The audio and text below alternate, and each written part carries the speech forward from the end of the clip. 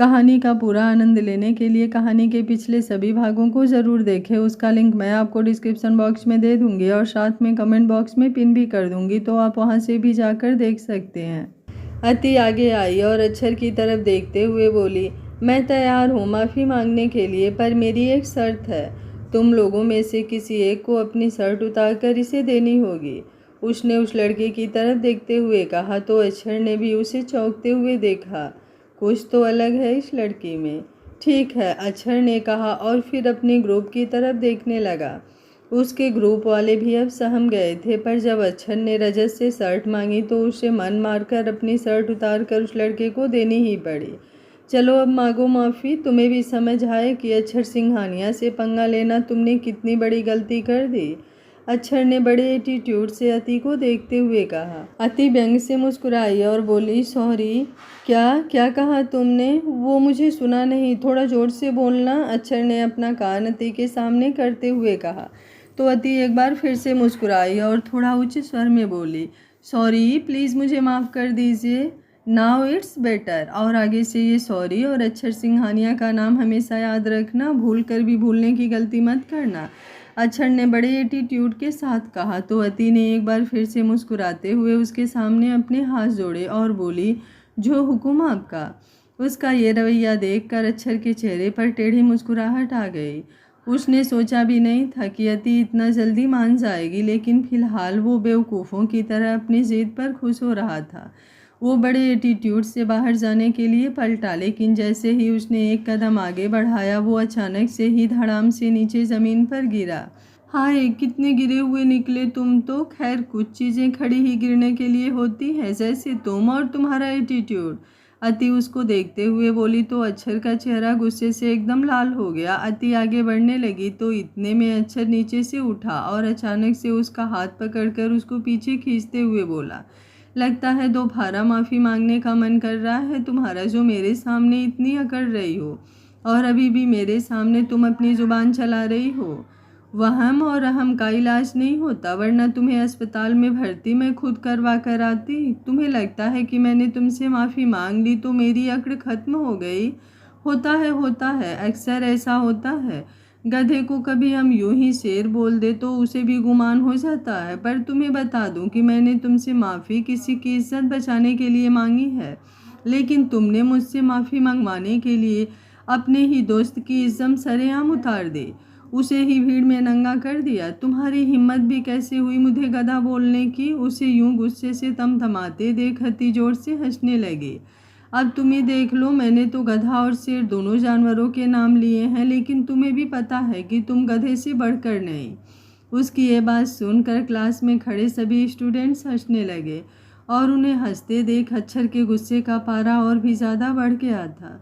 लेकिन वो कुछ कहता उससे पहले ही अति ने उससे अपना हाथ छुड़वाया और चुटकी बजाते हुए बोली, आज तो मुझे हाथ लगा दिया, आगे से मेरा रास्ता रोकने की भी कोशिश की तो तुम्हारा मुंह और हाथ दोनों तोड़ दूंगी। इतना कहकर ही वो आगे बढ़ गई और अक्षर गुस्से में अपने जबड़े कसता रह गया। लेकिन क्लास से बाहर जाते जाते अति रजत के सामने रुकी और बोली, जो दोस्त अपनी खोखली इज्जत के लिए तुम्हारी इज्जत का कचरा कर दे, ऐसे दोस्त से तो दुश्मन भला। उसकी बात सुनकर रजत ने भी अपना सिर झुका लिया तो अक्षर उसे भी घूरने लगा। मोना अति के पास आई और व्यंग से बोली, इतना एटीट्यूड इसलिए दिखा रही हो ना कि यहाँ खड़े लड़के तुमसे इम्प्रेस हो जाएं। अति ने व्यंग भरी नज़रों से उसे देखा और बोली, और ये बात कह भी कौन रहा है जो ऊपर से नीचे तक तैयार ही लड़कों को इम्प्रेस करने के लिए हुई है? पर बेबी, मुझे इन सब की ज़रूरत नहीं। इतना कहकर ही वो वहाँ से निकल गई और सब उसे देखते रह गए। सभी स्टूडेंट्स अपना सिर झुकाए बड़ी मुश्किल से अपनी हंसी रोक पा रहे थे और अब दबी दबी हंसी की आवाज़ सुनकर अक्षर और उसका ग्रुप गुस्से में लाल होता हुआ वहाँ से चला गया। अति अभी बाहर आई ही थी कि वो लड़की जो किताबों में नहीं फ़ोन में घुसी हुई थी, वो भागती हुई उसके पास आई और उसके हाथ आगे बढ़ाते हुए बोली, यार, आग लगा दी तुमने तो। क्या मस्त धोया है उस फ़ॉन्ट को। अति ने हैरानी से उसे देखा तो ऋचा बोली, मेरा मतलब अक्षर को। अति मुस्कुराई और उससे हाथ मिलाकर बोली, पार्ट टाइम धोबी का काम ही है मेरा। उसके बाद दोनों ठहाके मारकर हंसने लगे उनकी हंसी दूर खड़े अक्षर को बहुत ही ज़्यादा चुभ रही थी और वो गुस्से से जलती हुई नज़रों से अति को देख रहा था। बहुत गलत इंसान से पंगा लिया है तुमने, बहुत, और अब इसकी कीमत भी तुम्हें बहुत महंगी पड़ेगी। उसने मन ही मन कहा और वहाँ से चला गया। एकदम से कई सारे स्टूडेंट्स कॉलेज के मेन गेट के रास्ते की तरफ भागने लगे। सबको वहाँ भागते देख अति और ऋचा भी हैरान थे, लेकिन वो कुछ रिएक्ट करती उससे पहले ही सोनिया अति के पास आई और उसका हाथ पकड़कर उस भीड़ की तरफ खींचते हुए ले जाने लगी। अरे क्या कर रही हो तुम? तुम्हारा दिमाग हिल गया है क्या? अति बोल ही रही थी कि उसका ध्यान सामने गाड़ी में से निकल रहे शख्स पर गया। उसे देख ही उसे कुछ कुछ होने लगा था। चेहरे पर गुस्सा और दिल खुशी से नाचने लगा था। सुबह का गुस्सा भी बरकरार था और दिल का प्यार भी। लेकिन सोनिया की बात सुनकर तो उसके सारे मूड का सत्यानाश हो गया। यार प्लीज़ तुम्हारे भाई से मुझे इंट्रोड्यूस करवा दो ना, he is so hot and sexy यार। मैंने जब से उन्हें देखा है मुझे उन पर क्रश हो गया है, काश वो मेरे बॉयफ्रेंड होते। वो बोल अति को रही थी, लेकिन उसकी लालच से टपकती नजरें जश्न पर थी। अति को उसकी बात सुनकर इतना गुस्सा तो उस पर नहीं आ रहा था जितना जश्न पर आ रहा था। कम से कम ये बंदा किसी को तो छोड़ दे, जहाँ जाता है वहाँ ही अपनी दीवानियाँ बना लेता है।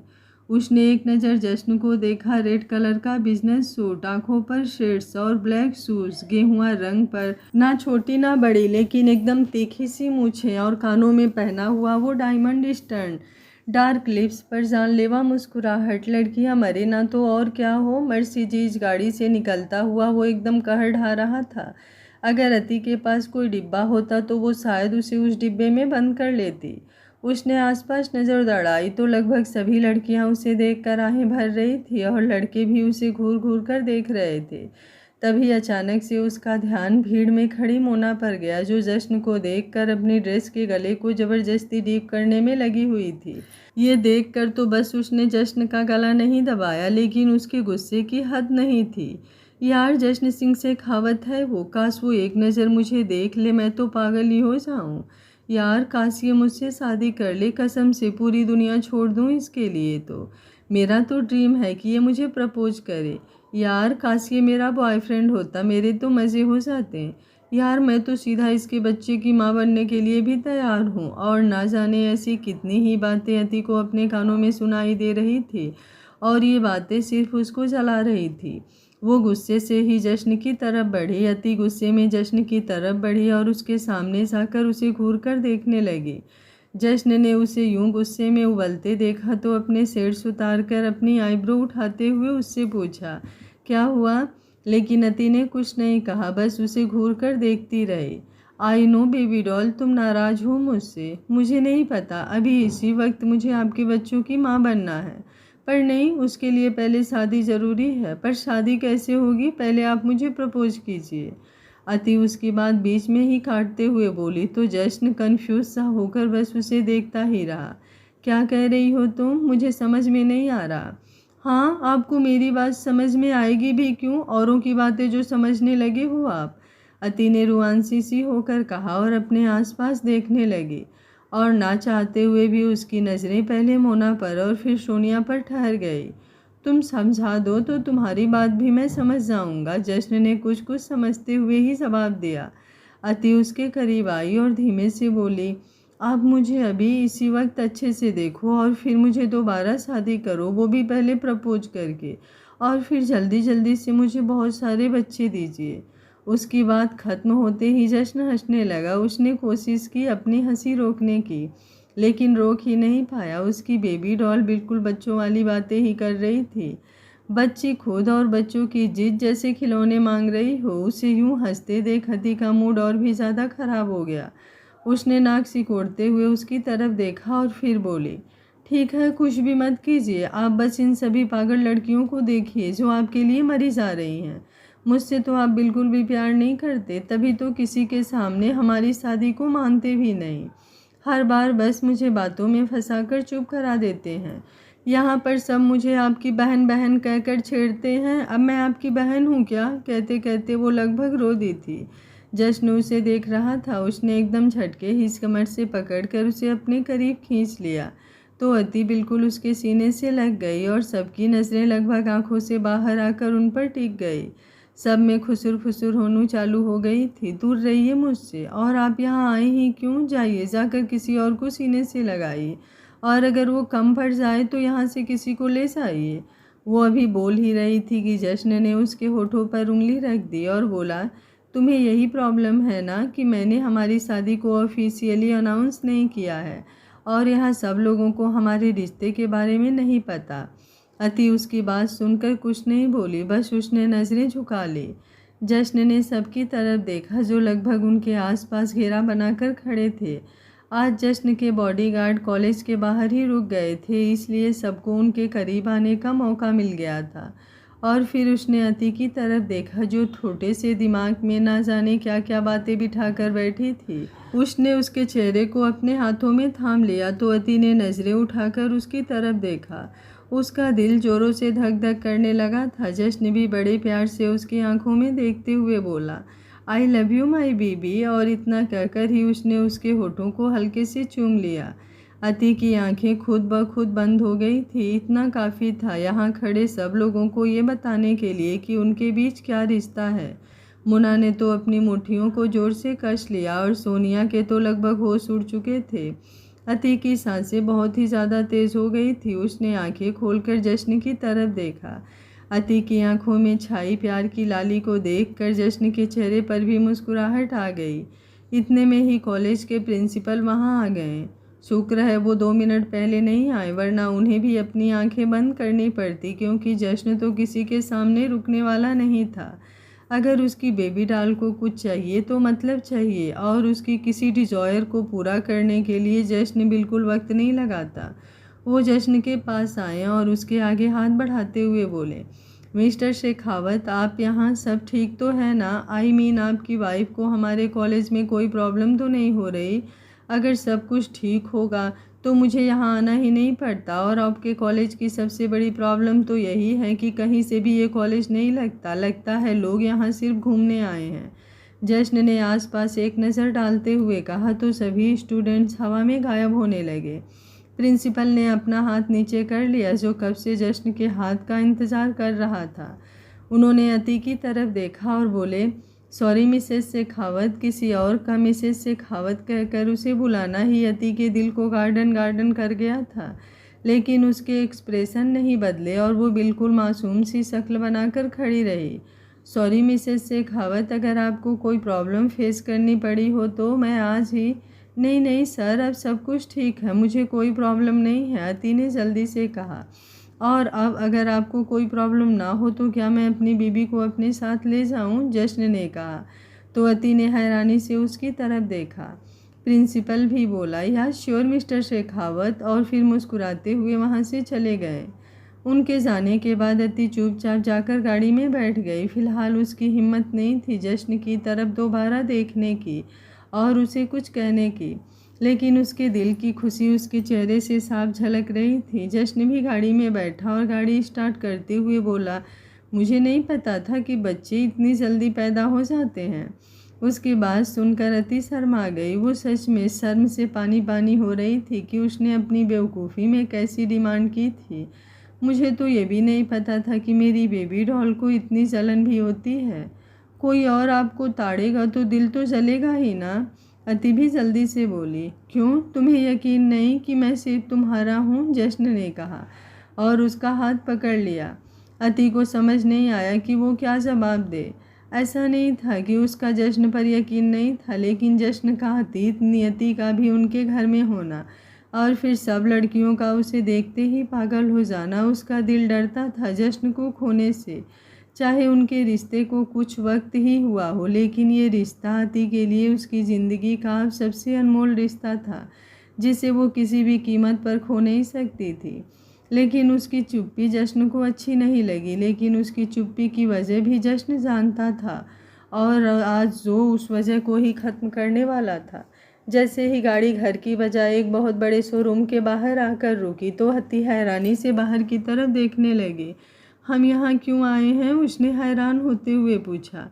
तुम्हारा पता नहीं, लेकिन मैं अपनी बीवी की नाराज़गी दूर करने आया हूँ। उसके जवाब पर रति ने तिरछी नज़रों से उसे देखा। आप कभी भी कोई बात जलेबी की तरह सीधी सीधी नहीं कर सकते। अब जब बीबी लड्डू की तरह गोल मटोल है तो बातें जलेबी की तरह सीधे कैसी हो जाए। उसके इस जवाब पर रति ने गुस्से से उसकी तरफ देखा और बोली, मैं आपको मोटी लगती हूँ? हाँ, ज़्यादा तो नहीं, लेकिन पापड़ से थोड़ी मोटी हो। जश्न कहते हुए गाड़ी से बाहर आया। अति भी उसके पीछे पीछे गाड़ी से बाहर निकली और गुस्से से उसकी तरफ देखने लगी। जब यूं गुस्सा करती हो तो बिल्कुल जड़ा हुआ पापड़ ही लगती हो। जैसे ही जश्न ने कहा तो वो और भी ज़्यादा चिढ़ गई और बोली, मुझे आपके साथ कहीं नहीं जाना है, मैं जा रही हूँ वापस कॉलेज। और कहते कहते ही वो वापस सड़क की तरफ पलट गई। तो जश्न ने उसका हाथ पकड़ा और उसे अपनी गोद में उठा लिया।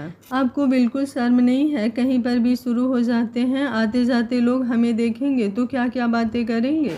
करने दो, मुझे क्या, किसी और को तो अपनी गोद में उठाया नहीं, अपनी पापड़ जैसी बीबी को उठाया है जो बिल्कुल हल्की सी है।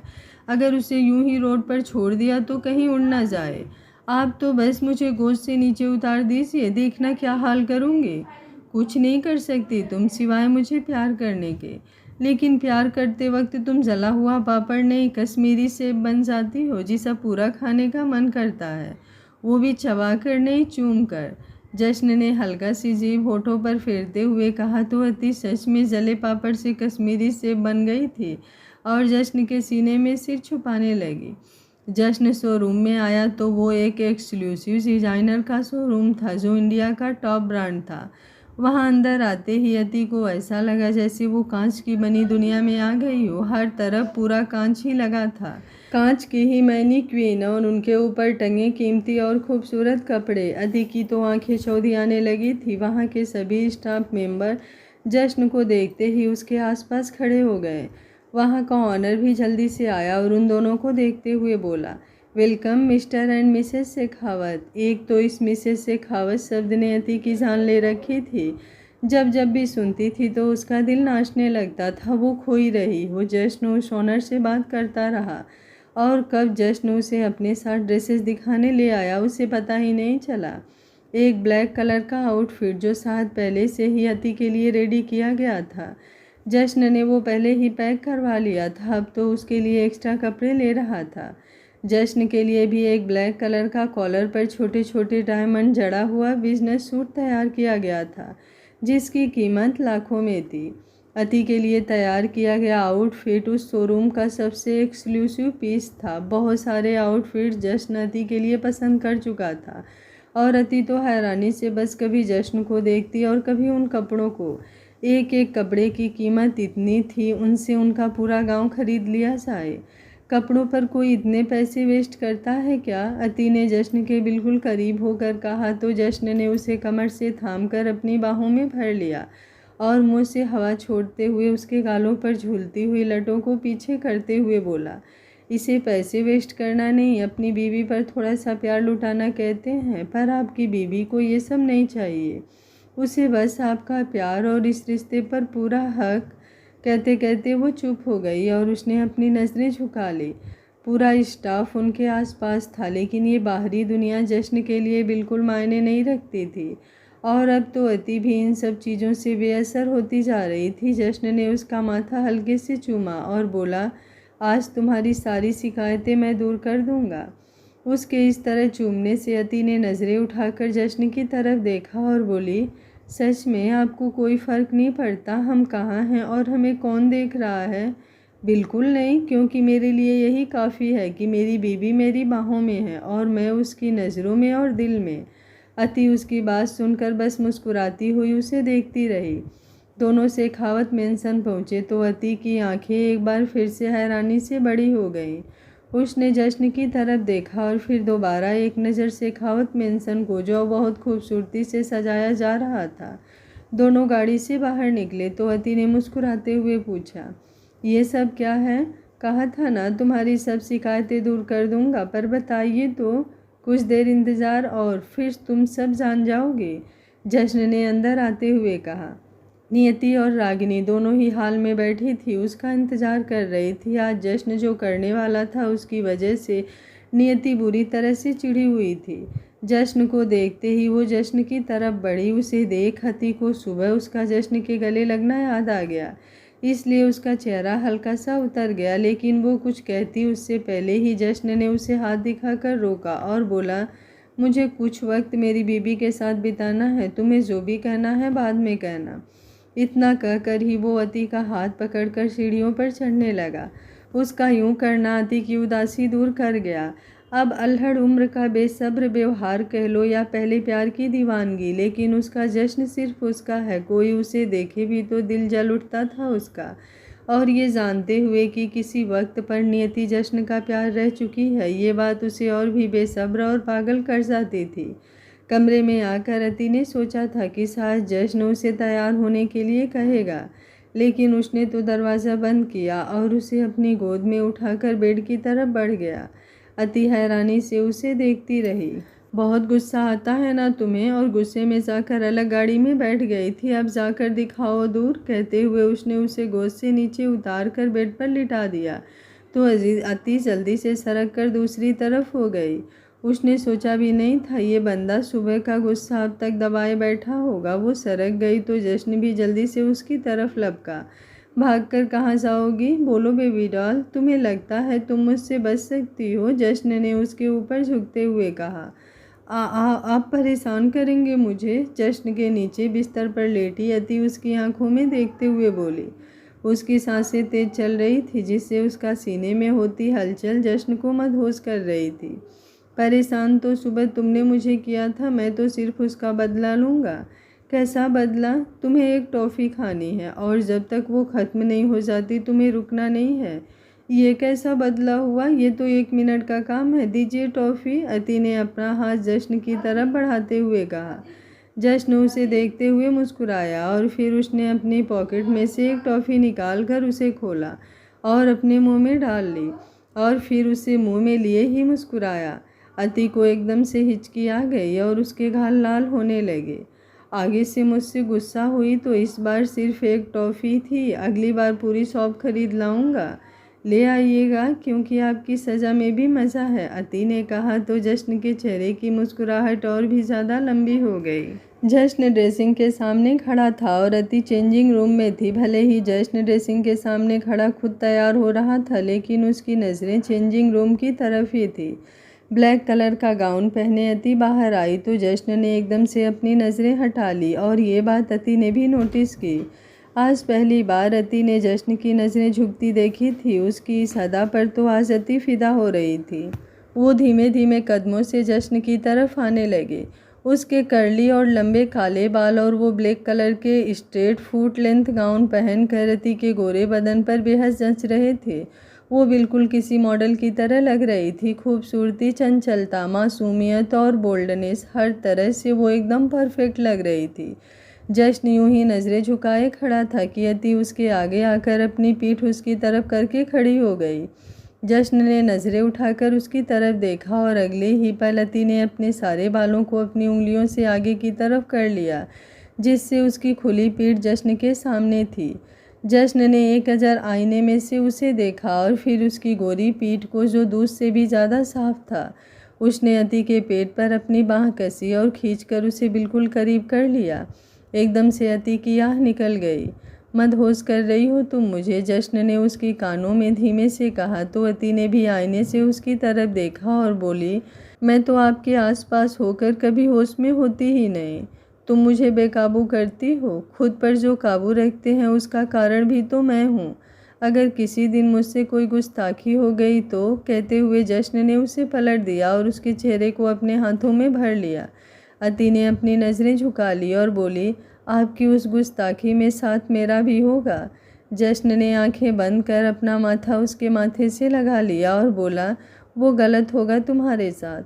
मेरे होते हुए आप मेरे लिए तड़पें, इससे ज़्यादा गलत कुछ नहीं है मेरे लिए।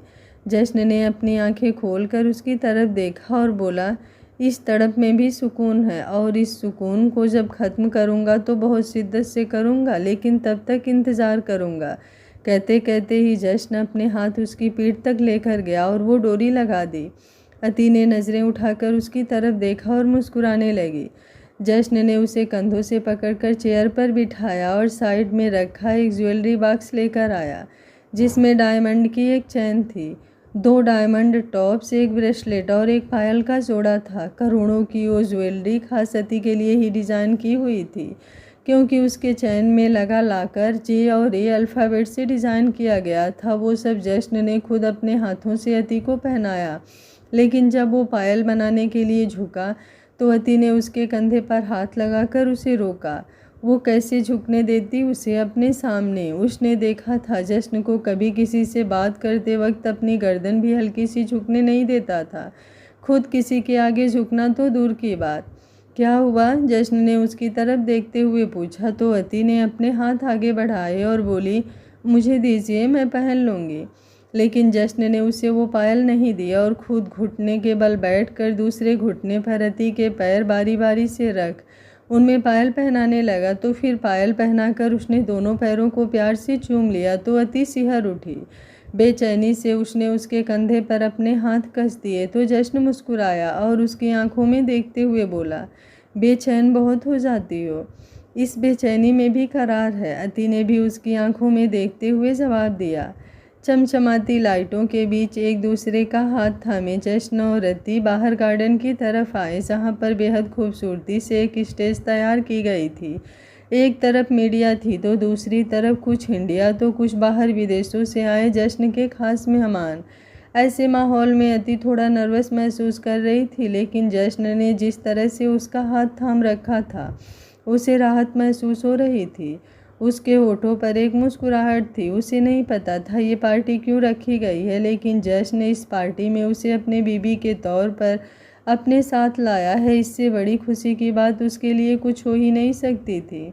थोड़ी ही दूरी पर हर्ष और मनीषा भी खड़े थे और रागिनी और नियति भी एक तरफ खड़ी थी। हर्ष सभी बिजनेसमैन से मिल रहा था और मनीषा मुंह बनाते हुए उसके साथ घूम रही थी। नियति भी बुरी तरह से जल चुकी थी, लेकिन वो मन ही मन कुछ सोच रही थी जिसकी वजह से उसके चेहरे पर एक सातिर मुस्कुराहट बनी हुई थी। जिस हिसाब से तुम खुश हो रही हो, मुझे लगता है जश्न और अति की शादी की सबसे ज़्यादा खुशी तो तुम्हें ही है, रागिनी जी ने चिढ़ते हुए कहा। तो नियति मुस्कुराई और बोली, अभी तो पार्टी शुरू हुई है, थोड़ा माहौल बनने दीजिए, उसके बाद देखिएगा आज की शाम अति के लिए कितनी स्पेशल होने वाली है। जश्न और अति दोनों मीडिया के सामने पोज दे रहे थे। अति के होठों पर चिपकी मुस्कुराहट आज जश्न को भी मुस्कुराने पर मजबूर कर रही थी। आज तक सबने उसे एक्सप्रेशन लाइव देखा था, लेकिन आज उसके चेहरे पर ये कातिलाना एक्सप्रेशंस देखकर लेडीज़ मीडिया रिपोर्टर भी आहें भर रही थी। कुछ स्पेशल रोमांटिक पोज दीजिए ना मिस्टर शेखावत, एक रिपोर्टर ने कहा। तो जश्न ने मुस्कुराकर अति को अपनी तरफ पलटा और अति को देखने लगा। अति का दिल तो धक धक करने लगा था। इस आदमी का कोई पता नहीं कब क्या कर जाए, लेकिन उसके दिल का रोम रोम खिल उठा। मेकअप से ज़्यादा लाली जश्न के प्यार की उसके चेहरे पर आ गई। जब जश्न ने उसके करीब होकर उसके माथे को बड़ी आत्मीयता से चूम लिया, उसी वक्त सभी कैमरे उन्हें जल्दी से खुद में कैद करने लगे। कुछ पल बाद जश्न ने फिर से उसका हाथ थामा और उसे स्टेज की तरफ ले आया। एक होस्ट ने उनका वेलकम किया तो सबके सामने यूं उन दोनों को mister Shekhawat and Mrs Shekhawat कहना अति के लिए बहुत ज़्यादा खुशी से भरा पल था। जश्न ने उसके हाथों से माइक लिया और अति का हाथ पकड़कर उसे मुस्कुराते हुए देखने लगा। फिर सबको गुड एवं इवनिंग विश करने के बाद बोला, you all know Jashn Singh Shekhawat, but today I want you all to meet my beautiful wife Mrs. Ati Jashn Singh Shekhawat. I was complete, she made me complete, and all with her love. It was love at first sight, at last sight, at ever sight. अति मुस्कुराते हुए उसे देख रही थी और उसका हर एक शब्द उसके दिल को छू रहा था। हर कोई उन्हें देखते हुए तालियां बजा रहा था। उसके बाद जश्न एकदम से घुटनों के बल बैठा तो अति की आंखें हैरत से फैल गई। अगले ही पल जश्न ने अपनी जेब में से एक छोटी सी डिब्बी निकाली और उसे अति के आगे बढ़ाते हुए खोला। इसमें एक बहुत ही प्यारी सी खूबसूरत डायमंड रिंग थी। A diamond ring for the diamond of my life, जश्न ने कहा और अपना हाथ अति के आगे बढ़ाया। अति को ऐसा महसूस हो रहा था जैसे किसी भी वक्त उसकी हार्ट बीट फेल हो जाएगी।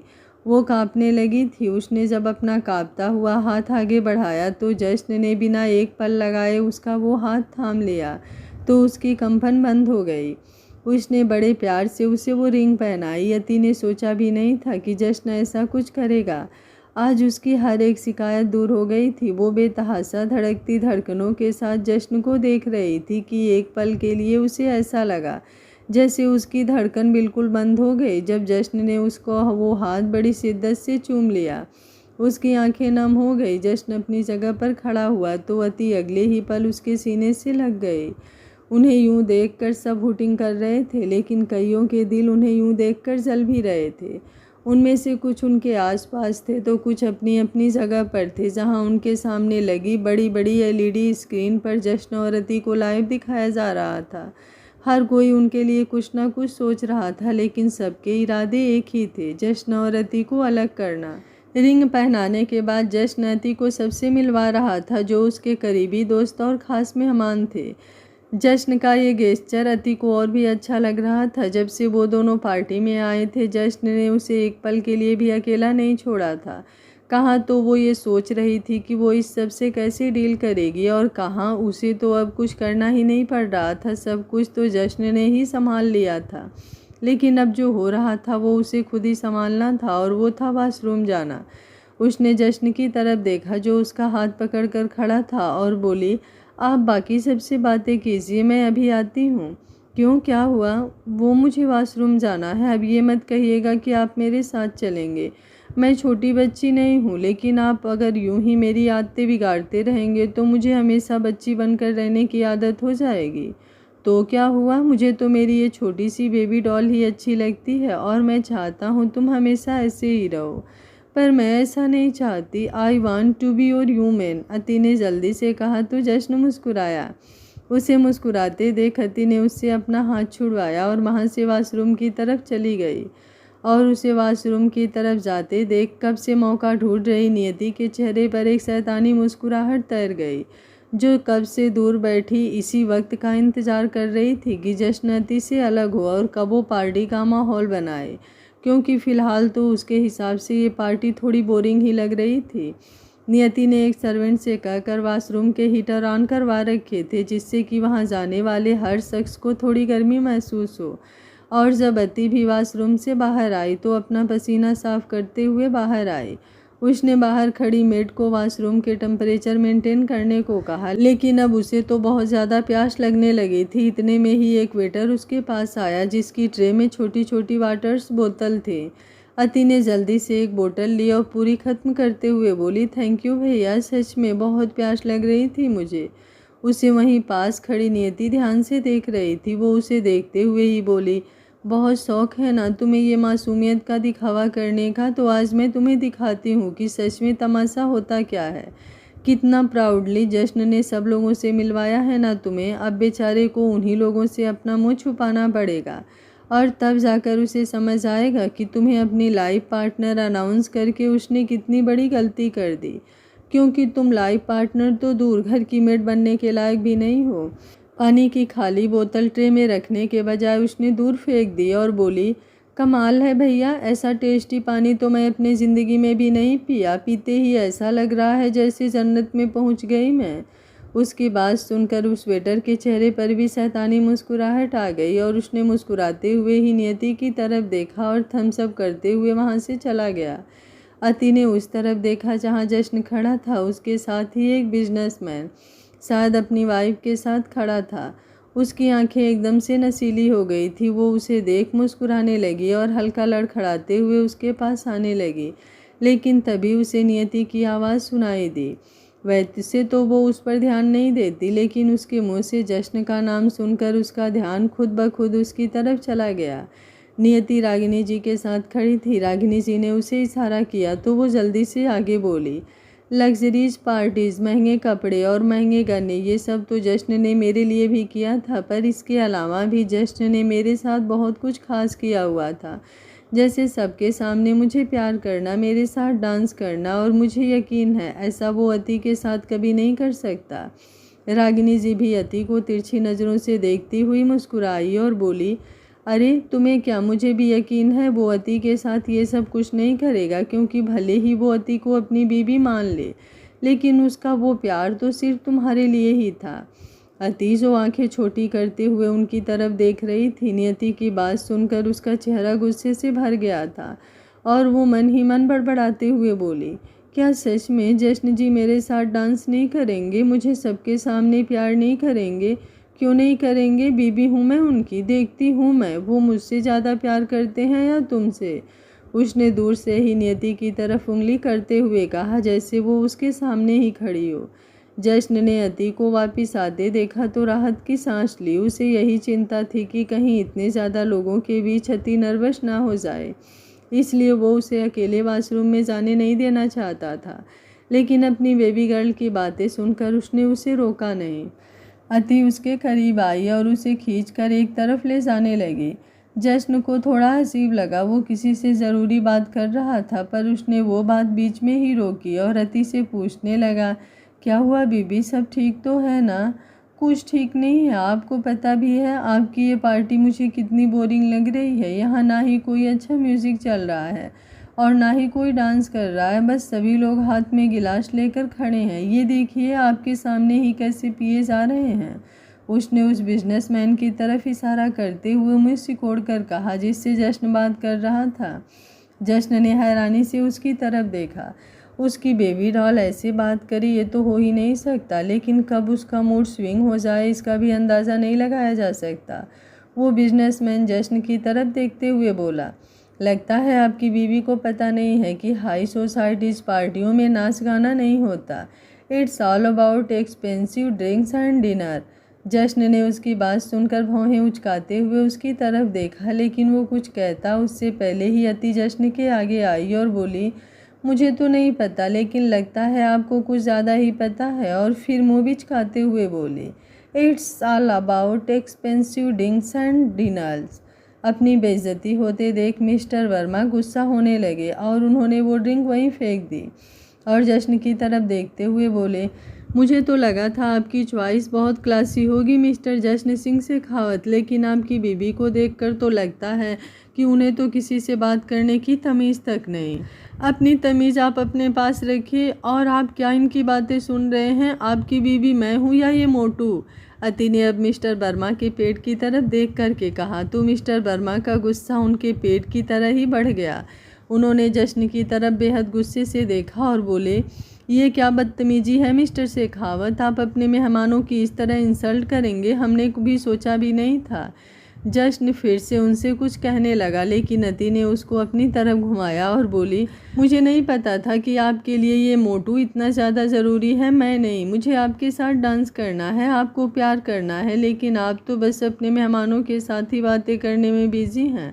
पर अब तो आपको हम में से किसी एक को सिलेक्ट करना ही पड़ेगा। या तो आप मुझसे प्यार कीजिए या फिर अपने इन मोटे और बद दिमाग मेहमानों से बातें। अब तो हद ही हो गई मिस्टर शेखावत। मिस्टर वर्मा एक बार फिर से गुस्से में गरजा। इतनी बदतमीज़ लड़की मैंने अपनी ज़िंदगी में नहीं देखी। कहाँ से लाए हैं आप इसे? महंगे कपड़े और गहने पहन लेने से क्लास नहीं आ जाती। इसकी बातों से तो लग रहा है कि ये किसी भिखारियों।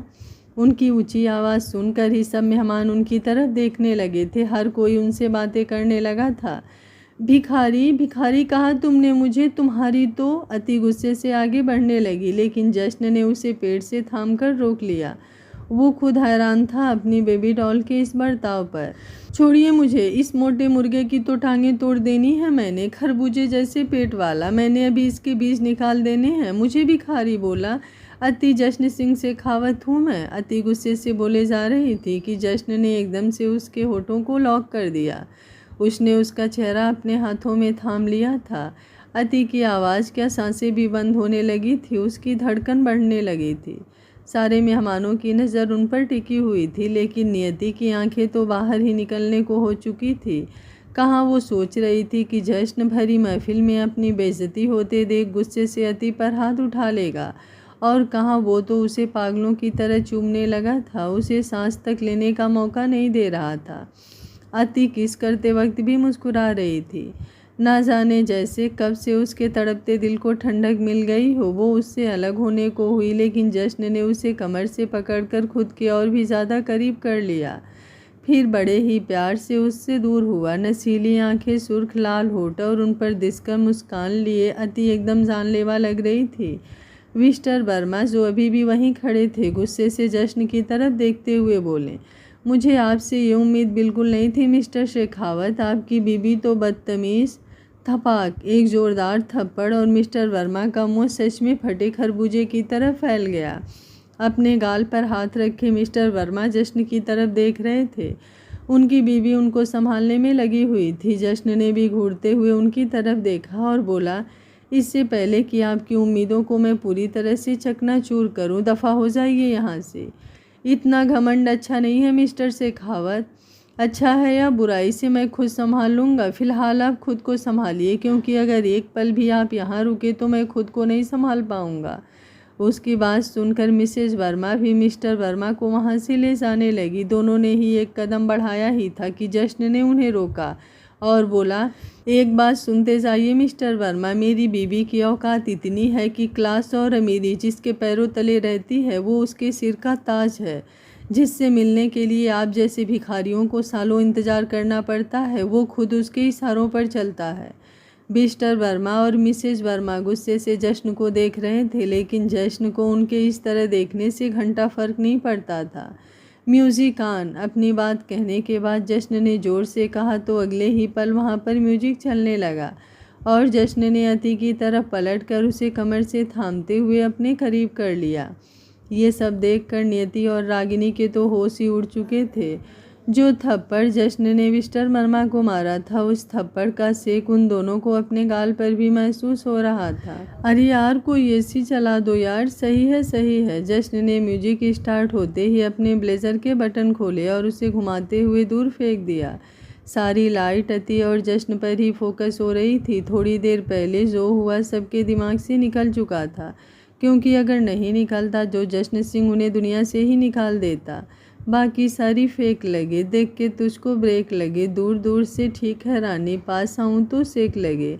जश्न ने अपनी पैंट की पॉकेट में हाथ डाले हुए औरती की तरफ बढ़ते हुए पहले इधर उधर नज़र घुमाई और फिर एक दिलकश मुस्कुराहट के साथ उसे भेजा और उसके करीब आकर एक पल के लिए उसके करीब होकर उससे अलग हुआ। जश्न ने अपना चेहरा अति के बिल्कुल कमर के बिल्कुल करीब किया हुआ था। उधर अति की कमर लचकते हुए हरकत कर रही थी तो दूसरी तरफ जश्न के चेहरे पर कातिलाना एक्सप्रेशंस कहर ढा रहे थे। गर्मी गर्मी गर्मी गर्मी गर्मी गर्मी हाय गर्मी। दोनों का डांस खत्म हुआ तो सब लोगों ने उनके लिए तालियां बजाई। अति ने जो भी ड्रिंक पी थी, अब उसका नशा उस पर बहुत ज़्यादा हावी होने लगा था, जो उसकी आंखों में साफ दिखाई दे रहा था। इसलिए जश्न ने पार्टी ओवर कर दी। आपने सबको भेज क्यों दिया? अभी मैं सबको नचाती तो कितना मज़ा आता, अति ने खुद में ही झूमते हुए कहा। उसके चेहरे पर एक दिलकश मुस्कुराहट चिपकी हुई थी जो उससे अलग होने का नाम ही नहीं ले रही थी। जश्न ने उसका हाथ पकड़ रखा था, वरना वो तो खुद के पैरों पर खड़े होने के लायक भी नहीं थी। घर के मेंबर अभी भी वहाँ पर मौजूद थे। नियति, रागिनी, हर्ष और मनीषा अभी भी उसे ही देख रहे थे और मन ही मन जल भी रहे थे। अगर उनमें से किसी ने ये हरकत की होती तो अब तक तो जश्न ने उनको घर से बाहर निकाल दिया होता, लेकिन अति को तो वो ऐसे ट्रीट कर रहा है जैसे वो कहीं की राजकुमारी हो। पर उनकी भी कोई गलती नहीं थी। भले ही अति राजकुमारी नहीं थी, पर वो क्वीन थी, क्वीन अपने किंग की, और इसी वजह से नियति उसे घूरते हुए देख रही थी। वो जश्न की तरफ बढ़ी और बोली, तुम्हें नहीं लगता कि तुमने अति को कुछ ज़्यादा ही सिर चढ़ा लिया है? मतलब देखो उसकी हालत, घर में इतने सारे गेस्ट आए हुए थे और उसने ड्रिंक कर ली, जबकि तुम तो खुद भी ड्रिंक नहीं करते हो। अति जो अब लगभग अपने पूरे होश खो चुकी थी, उसने उसकी बात सुनी तो आगे बढ़ते हुए बोली, तो आपको इतनी चुल क्यों मच रही है? पी मैंने है, आप क्यों बकवास कर रही हैं? जश्न जी मुझे सिर पर चढ़ाएं या पीठ पर लटका कर घूमें, आपको इससे क्या मतलब? देखा तुमने कैसी बातें कर रही है। ये माना अब ये तुम्हारी बीवी है, लेकिन इसका मतलब ये तो नहीं कि मैं तुमसे कोई बात भी नहीं कर सकती। मैं तो सिर्फ एक दोस्त होने के नाते ही तुम्हें समझाने आई थी। जश्न ने अति को थोड़ा सा पीछे खींचा, लेकिन अति फिर से आगे आई और बोली, पर मेरे पति को आपकी किसी सलाह की ज़रूरत नहीं है मैडम, जाइए यहाँ से। मुझे लगता है मिस्टर वर्मा सही कह रहे थे, जब से तुम्हारी शादी इससे हुई है सच में घमंड आ गया है तुम में। उसकी बात सुनकर जश्न के चेहरे की नसें तन गई, लेकिन वो कुछ कहता उससे पहले ही अति ने नियति के सीने पर हाथ रखा। अब उसकी नसें से झूलती आंखें एकदम स्थिर और लाल हो गई थीं। घमंड तो होना ही था, करोड़ों में एक है वो जिसकी बीबी हूँ मैं। उनके प्यार के साथ ये घमंड भी उन्हीं से पाया है मैंने।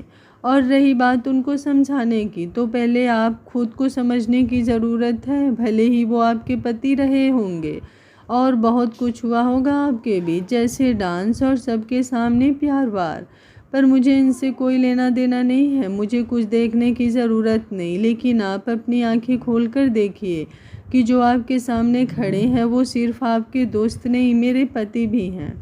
और जब कोई तीसरा आकर उन्हें बताए कि उन्हें मुझे कैसे रखना चाहिए कैसे नहीं, तो ये मुझे पसंद नहीं, और जो मुझे पसंद नहीं वो इन्हें पसंद कैसे आ सकता है। उसने जश्न की तरफ हल्की सी नज़र डालकर कहा, तो वो मुस्कुराया, लेकिन नियति का चेहरा गुस्से से लाल हो गया था।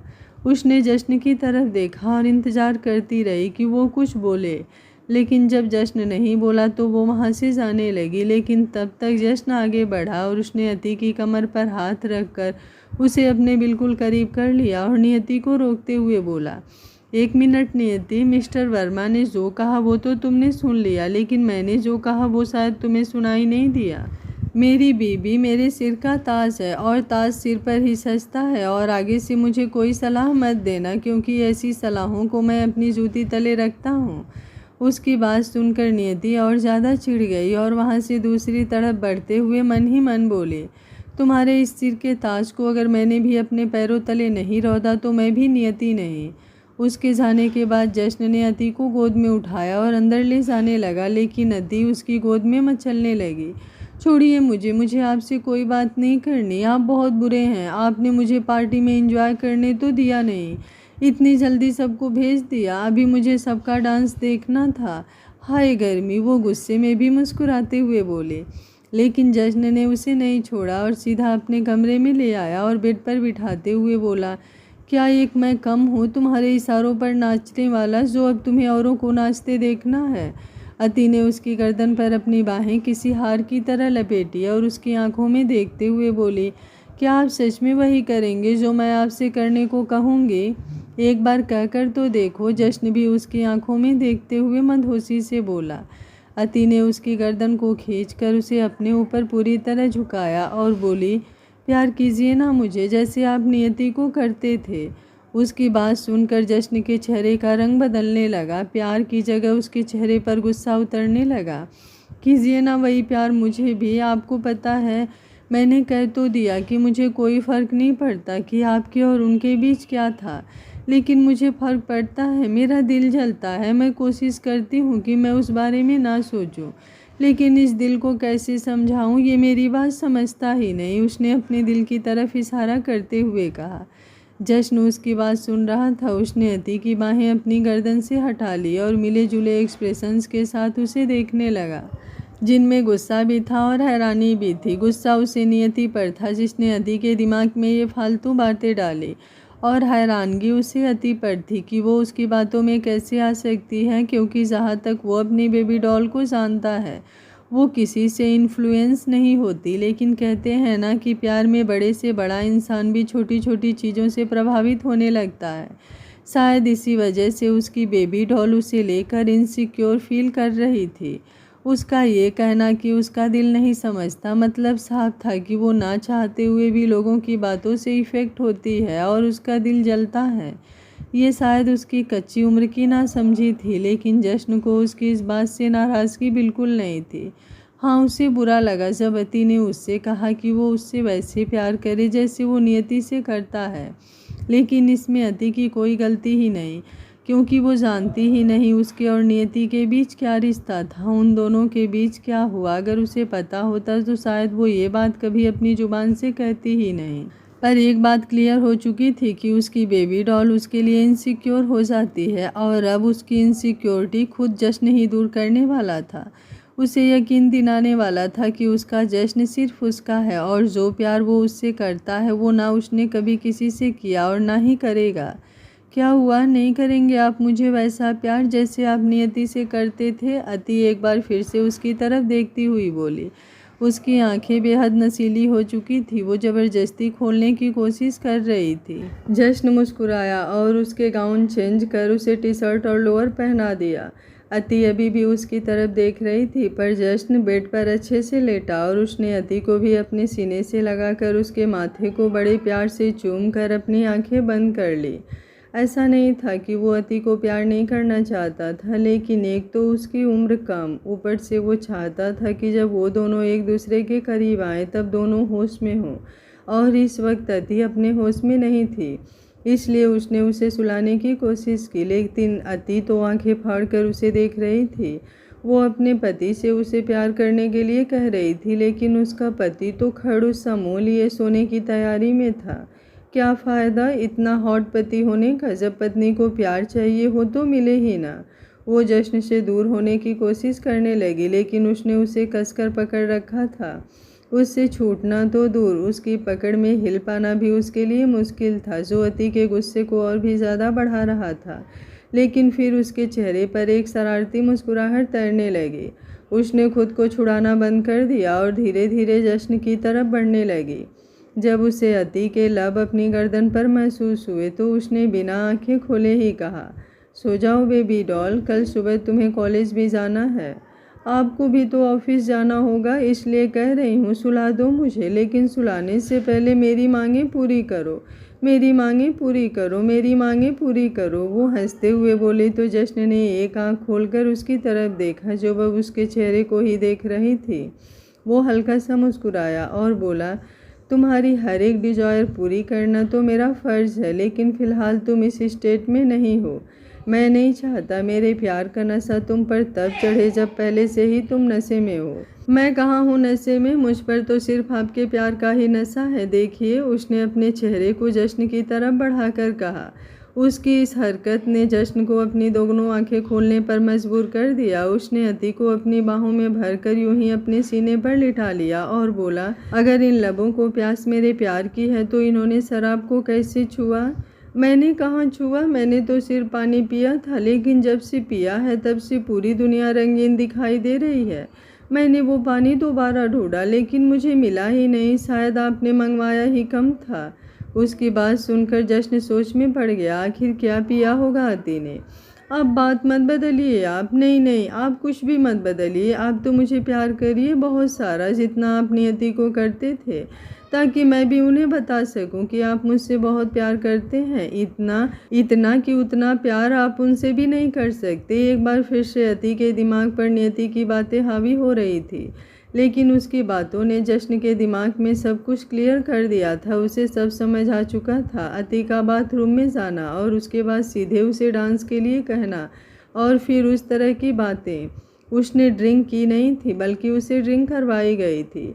मेरे तो दुश्मन भी बड़े निकम्मे हैं, कुछ काम के ही नहीं है। दुश्मनी जश्न सिंह शेखावत से और सोच चवन्नी छाप, लेकिन जश्न सिंह शेखावत कुछ भी उधार नहीं रखता है, सूद समेत वापस लौटाता है। वो मन ही मन मुस्कुराते हुए बोला और फिर अपनी बेबी डॉल को देखने लगा, जो कब से एक ही राग गाए जा रही थी, मुझसे प्यार करो, मुझसे प्यार करो। आज का पार्ट आप लोगों को कैसा लगा कमेंट बॉक्स में अपनी राय ज़रूर दीजिएगा। उम्मीद करती हूँ कहानी आप सभी को पसंद आ रही होगी। वीडियो पसंद आ रहा है तो लाइक शेयर एंड चैनल को सब्सक्राइब कर लीजिएगा। Thank you for watching. मिलते हैं कहानी के अगले भाग में।